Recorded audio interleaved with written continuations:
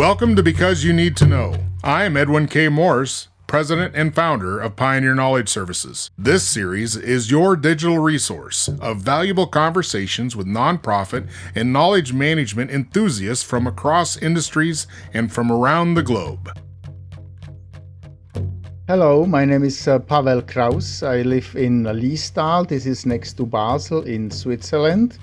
And what might interest you, that I live in an old stable that used to be really having 3 horses, and then it was converted into a museum for toys. And many years ago we bought the museum and converted it into our house. So this is the thing that still I like very much.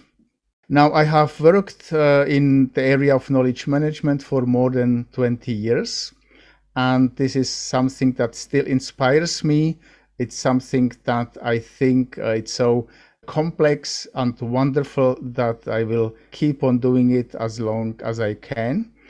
And something that also inspired me always were people who can lead people, managers, executives who are really leaders. And these have been my friends and my customers for many, many years, and this is still something that I feel is the best thing that could ever have happened to me, to know such people. Okay. What happened to the toys? Where did toys go? Did you get the toys with the museum? The toys have been returned to former Eastern Germany, where they come from. It's a small village, Siphon, full of toys. So this is what happened to the toys from the museum. That is interesting. Yeah, it is still something we loved to do, and my wife still has some of the toys, especially now for Christmas. So we have the singers, the carol singers as toys just below me. Well, what exactly is the organization you lead? Can you give me some details about Swiss Knowledge Management Forum? The Swiss Knowledge Management Forum, or as I call it, SKMF, has been founded pretty much 20 years ago from knowledge management enthusiasts who just wanted to have an open, free exchange on knowledge management options, challenges, tools, methods, and so on. This is now a group of about 80. We have about 80 members, and we have done events. We have done many roundtables, knowledge cafes, and it's still going on. We have a very good board of 9 people. We just met after 2 years of only online meetings, only online roundtables. We met in Bern, in the capital of Switzerland, just last week to celebrate, just to see each other and to have fun together. Oh my gosh. In the same space, I can leave my house and go actually see people. Yes, yes, exactly. So with 9 folks driving the bus of your organization, what's the future and what's the mission? What exactly are you there for? We have a vision to be the first place in Switzerland to be contacted in any type of activity, question, if it's in regards to knowledge management. So this is something we have defined already 20 years ago, to be the #1 spot. And we pretty much are. So we are getting requests for jobs. We are getting requests for master thesis, bachelor thesis. Wow. We are pretty much there. So you basically started and are a natural resource for knowledge management. Yeah, you could say that. Exactly. Awesome. Yeah. Well, in your works, I was excited to see that you've updated your model, the 3-sphere model. Can you kind of give us an overview of what it is and what's been updated or changed? The model is our answer to the question, what is knowledge management? Because we always had people asking, what do you do? What is knowledge management all about? And we produced 3 different types of pictures, of visualizations that kind of explained what it is, where is the position. And the 3-sphere model is the latest version of this, which was developed based on a publication 4 years ago. And it showed three spheres. It's the knowledge sphere, it's the information sphere. They are like two leaves on top of each other, a little bit adjacent. And in the middle, it's the action sphere, because we are going after this definition of Peter Senge. Knowledge is the capacity for effective action. And we want action, we want decisions, we want understanding, we want that something happens with knowledge management. That's why the third sphere is actually the most important one. So let's talk about that, because I think probably our listeners would say that they've probably been in an organization in which there's not been much action, been a lot of information, or been a lot of talk, if you will, conversations about stuff. And the action piece seems to be the heavy lift for some organizations. How do you find knowledge management as an enabler to make action happen? In my view, it is through decisions and through understanding. So anything that enables me to act, to do something which is dependent on what I understand, and I need this understanding, and this is exactly where the connection is. So I need to have an understanding of something in order to be able to act. And if this is done by talking to somebody, by reading something in a high quality information, so I can learn, I can have it again, knowledge in my head, then I am actionable. So this is the link. And of course, this happens all the time in any type of organization. This is just our daily work where it happens. However, it is our daily work and our actionability is hampered by missing knowledge or missing information. Not always do you have all the data you need to make a decision. And one of the things on your model that I wanted to bring up is that there's an elevation to it. There's an elevation significant of the small pieces. These are my words. The small pieces, the data, the parts and particles that make up more bigger understanding to a point, or not extracted. What do I want to say? It's professionalized. It's analyzed. It's synthesized. But the top end of your spectrum, kind of like the finish line, is intuition. Yes. Intuition is now, in the few last years, has been recognized as a key ingredient to decision making. We looked if intuition was something not so important, but apparently intuition is a synthesis of our subconscious. And if we really work hard and understand things, then intuition is like a byproduct, and it becomes very important. So we have added intuition just recently on top of the model. Well, it suits me, because I think some leadership in some individuals have a quality, a disposition of gut check, or just that intuition. They just, okay, we're going to do this. It may not be right, but we're going to do this. This is the next thing we got to do.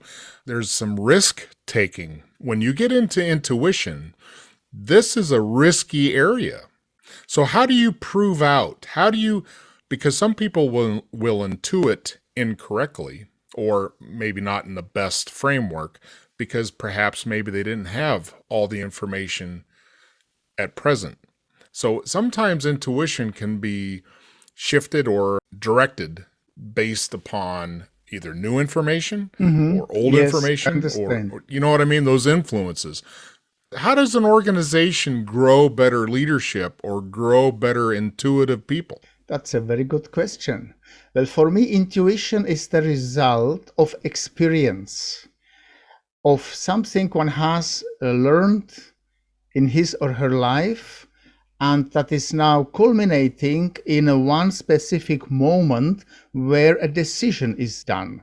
So the ingredients is really a good work, lot of experience, and then it comes automatically. You do it, at every organization does it, just by nurturing people, by having them have various experiences. I have been many years at Roche, And we had this traineeship program where in 2 years, young people, young leaders with high potential have been going always usually 3-4 months from one department to the other, gathering experience. And I have followed their career later on, and many of them have really become excellent leaders. What is the start? The start is like a bee going from one flower to the other and talking to people, gathering experiences.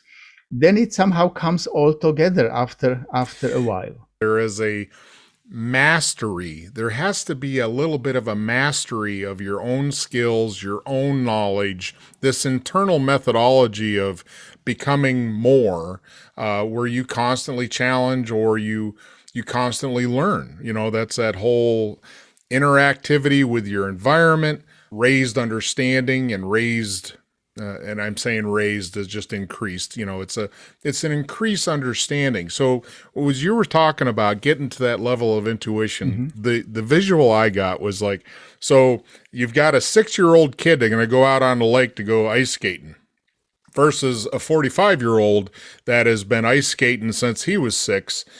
Both standing at the shore, and the older person says, yeah, we're not going out there today because, you know, the ice has gotten thinner or it's not thick enough or what have you. And the kid's like, come on, let's go. It is a buffering of chance taking, being able to intuit the current situation or the forecasted situation. So you're getting into a whole ball of wax here that is pretty powerful, because we've probably all had opportunity to see leadership in action that was intuitive and or not intuitive, and what that means to the organization. So in your story, your depiction of watching leadership develop in that organization, they sent these folks out in different departments to get in different sections to see what the ground truth looks like in that area. That's how you build this volley of knowledge, this incredible intuitive action point that doesn't just happen. It takes a lot of work. Yeah, it takes a lot of work, and it is also something that the management has to be behind it, because, you know, in these 2 years, you don't really have much contribution from these young people, but it's the investment into the future. And this willingness to invest into people, then that leads again back to knowledge management. We had a wonderful leader who has built up a company for hearing aids here in Switzerland. And he said, without people, you cannot do absolutely anything. And this company became also brilliant in knowledge management. We had from SKMF, we had several visits and roundtables and events at that company. It's called Sonova. And this company is like a shining light in knowledge management. And this is really something very special, because the CEO had this understanding. And this was my experience in so many years.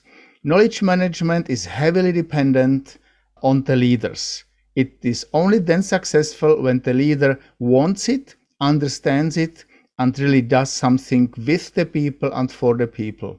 So it's never about just tools or just something else. They used to have, it's not there anymore because the company has grown, but they used to have the famous 10 o'clock break. The whole company, from the CEO to the gardener, all the engineers, they gathered at one big hall, and they have been served coffee, because the CEO said the exchange of knowledge among the people at this break is so valuable that coffee will be served to them so that they do not waste time waiting in the line for their coffee. This is the level of understanding of knowledge exchange which I have always admired. Well, that takes something. That takes some leadership to create a culture that is like that, where they actually show and demonstrate a knowledge management practice as part of the organization. That is fabulous. Yes. So you say you don't know if that exists yet? still as they've changed? I have heard from a colleague that this break where everybody gathered is not possible anymore because they have too many sites and too many people. They've outgrown that. Well, that's interesting. I like that very much. You know, the organization that puts in the effort to build those kind of relationships amongst its own people will always pay dividend. I think your example of this spread out over time and across the organization to gather is, you're right, that's a heavy investment, and you really got to be dedicated to make sure that that is enabled to happen, because it really gives an opportunity for perspective and relationship building and understanding and all those things that would never exist any other way. So unfortunately, we talked 20, 30 years ago about so-called learning organization.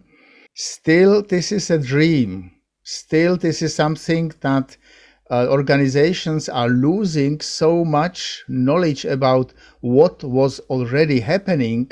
They are still reinventing the wheel because they do not know that these things have been already done before by somebody in the organization. So we are still not there. And this is again what SKMF is all about, you know, to build understanding of the critical capabilities like that. Do you have a good example of what you would consider a learning organization? You mean a specific company? Or industry?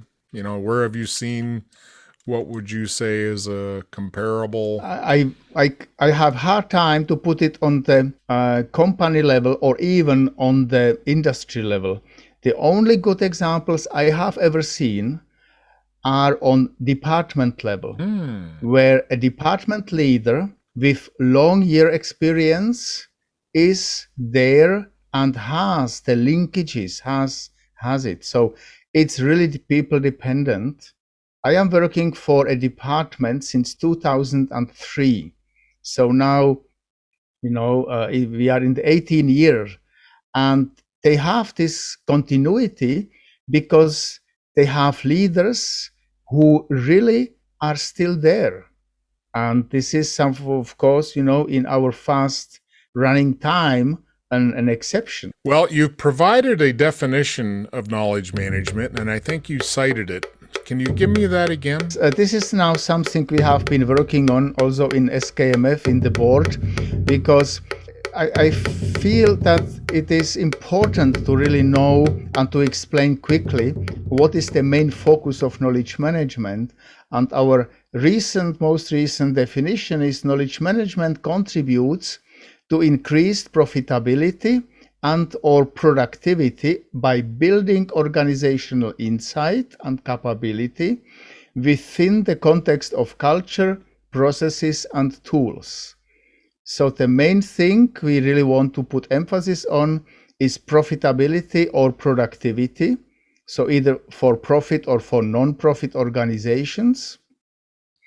And this is really where knowledge management must make a contribution, and has been again reflecting in our model. Well, thank you very much for bringing all of that new knowledge to the audience here, and hopefully we can continue to grow together and watch knowledge management across the world continue to make that profitable and predictable impact. Thank you very much that you had me today in this show, and definitely I welcome any feedbacks on what we have discussed.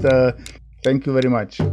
Because You Need to Know is designed to bring people's experience and their knowledge forward to be shared.